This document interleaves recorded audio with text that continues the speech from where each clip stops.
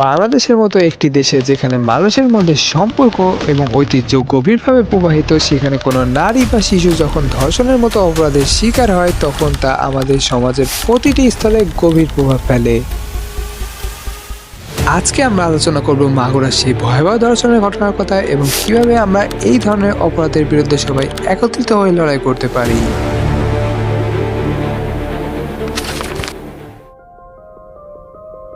মাগুরা বাংলাদেশের একটি শান্তিপূর্ণ জেলা, যেখানে অনেক পরিবার নিজেদের সুখে ও শান্তিতে বসবাস করে। কিন্তু 2025 সালের মার্চ মাসে এই শান্তিপূর্ণ জেলা হঠাৎ এক ভয়াবহ ঘটনায় শিহরিত হয়ে ওঠে। একটি শিশু যার বয়স ছিল মাত্র 8 বছর ধর্ষণের শিকার হয়। এই ঘটনা শুধু মাগুরা বরং পুরো বাংলাদেশের হৃদয় কাঁপিয়ে দিয়ে যায়। এই শিশুটির নাম আসিয়া। সে ছিল তার ছোট্ট পৃথিবীতে খেলার মাঝে মগ্ন। হঠাৎ তার প্রতিবেশী, যিনি ছিল তার আত্মীয়, তাকে নিয়ে যায়। আর এখান থেকে শুরু হয় এক ভয়াবহ অপরাধ, যা না দেখলে না শুনলে বিশ্বাস করা অসম্ভব।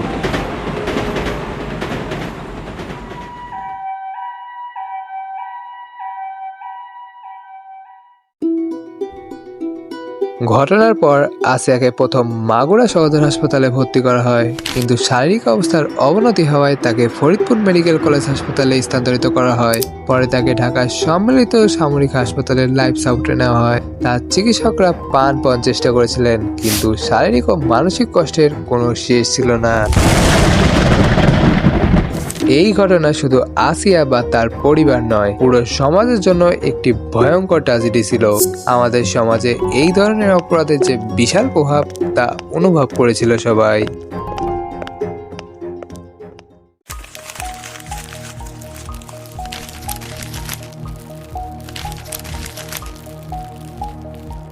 মাগুরার ধর্ষণের ঘটনা কোনো একক ঘটনা নয়।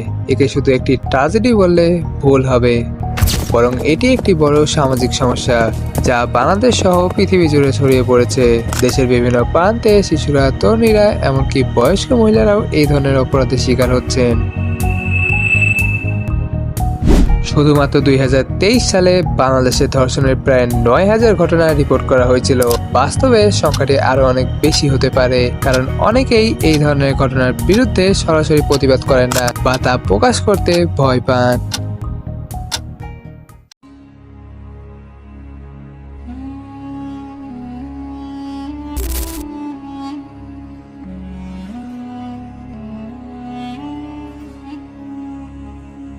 ভিডিওর নেক্সট স্ক্রিপ্টে আমি প্রস্তুতি নিয়েছিলাম ধর্ষণ প্রতিকারের জন্য, কিন্তু স্ক্রিপ্ট দ্বারা তো আর দুনিয়া চলে না।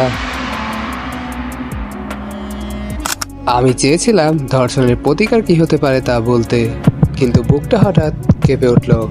কারণ হয়তো এই মুহূর্তে কোনো অন্ধকার কোণে কোনো মেয়ে, কোনো নারী কিংবা কোনো শিশু হয়তো এক নরপিশাচের নির্মমতার শিকার হচ্ছে। আমরা কি শুধু প্রতিবাদ জানিয়েই থেমে যাব, নাকি বদলাবার সাহস করব?